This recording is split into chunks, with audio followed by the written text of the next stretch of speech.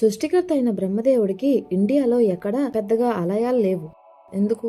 మన హిందూ మతం ప్రకారం బ్రహ్మదేవుడు సృష్టికర్త, విశ్వాన్ని సృష్టించిన అద్భుతమైన శక్తి. అలాంటి ఒక దేవుడికి ఆలయాలు లేవంటే ఆశ్చర్యంగా అనిపించక మానదు కదా. అసలు కారణం బ్రహ్మదేవుడు తాను సృష్టికర్త అనే అహంకారంతో తాను శ్రేష్ఠుడని భావించాడట. పూర్వం మహావిష్ణువుకి బ్రహ్మదేవుడికి మధ్య నేను గొప్ప అంటే నేను గొప్ప అనే ఒక చిన్న యుద్ధం జరిగిందంట. అప్పుడు మహాశివుడు వచ్చి నా లింగం యొక్క ఆది అంతం కనిపెట్టిన వారే గొప్పవారని చెప్పారంట.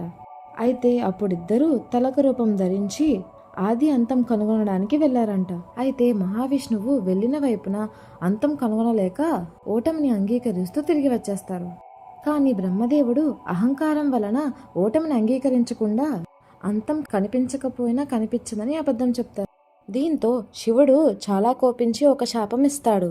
ఈ భూమిపైన నీకు ఆలయాలు ఉండవు, నీకు పూజ లభించదు అని. అందుకే నేటి భారతదేశంలో బ్రహ్మదేవుడి ఆలయాలు చాలా అరుదుగా ఉన్నాయి. ఇంకా నిజం చెప్పాలంటే ఒక ప్రాచీన బ్రహ్మ ఆలయం మాత్రమే ప్రసిద్ధిగా ఉంది. అది రాజస్థాన్ రాష్ట్రంలో పుష్కర్ నగరంలో. వీడియో మీకు నచ్చినట్లయితే లైక్ చేయండి and don't forget to subscribe our channel the story world.